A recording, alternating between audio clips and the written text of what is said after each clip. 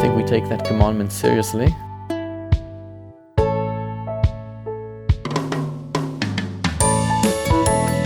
We have 5 kids, and we were like, great, we're pregnant with our 6th.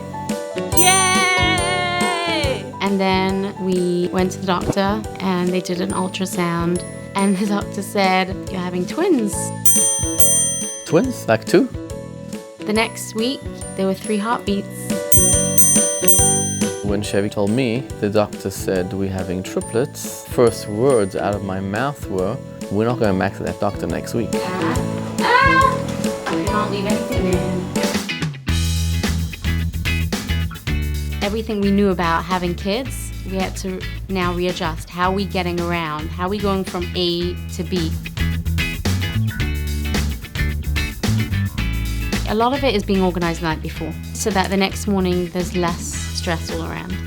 I have all the clothes organized the night before. I show the children where their clothes are, and I try to make it a habit. Like the first thing you wake up, get dressed. It doesn't happen that way.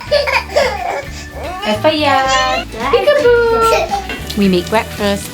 Sometimes they make smoothies. To them, it's like a fun part of the day. To me, it's an extra hand. Anything that needs to happen has to happen by that time.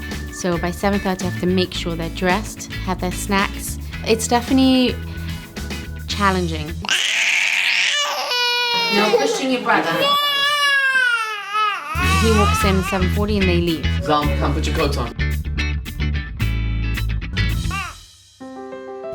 I come from a tiny family of 9, and Chevy comes from a family of 15. I think coming from a big family and having the love and support that I have, I definitely wanted that for my children. It's the greatest gift my parents could have ever given us.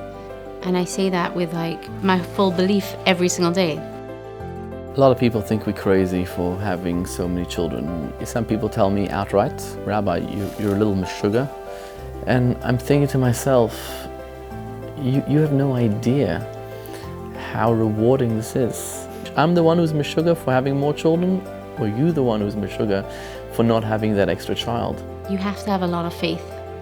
You have to not be so structured by what makes sense necessarily on paper, because even on paper, when you think you have everything worked out, there are always those surprises. Each child has brought with them blessings, and that really helps you believe in a higher power. You have to sort of subject yourself to your faith. A lot of people warned me that having triplets is a challenge for the marriage. And I think our marriage, our relationship grew stronger actually. We have to put the effort in. You have to do your part, but God is the third partner. It's impossible to have children without God. It's impossible to raise the children without God. And when you have that extra child, it's a leap of faith.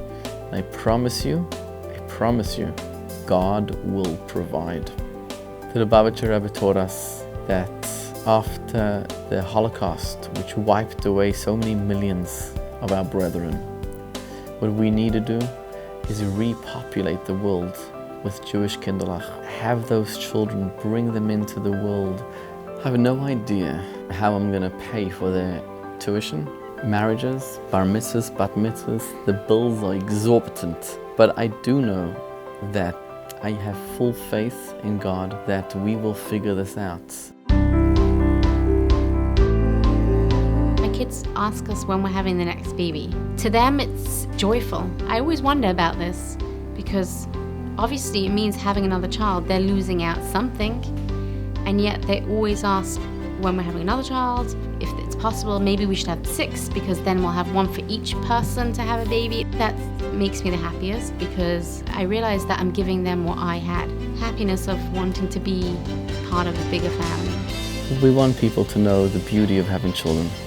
We want people to realize that having children is the greatest blessing you can possibly wish for. When a person's old and you're on your deathbed and you look at your regrets, you're not going to regret why you didn't have another house or another car or another $1 million, but you may regret not having an extra child by your bedside the nachas that you enjoy from that child is simply something we can't imagine.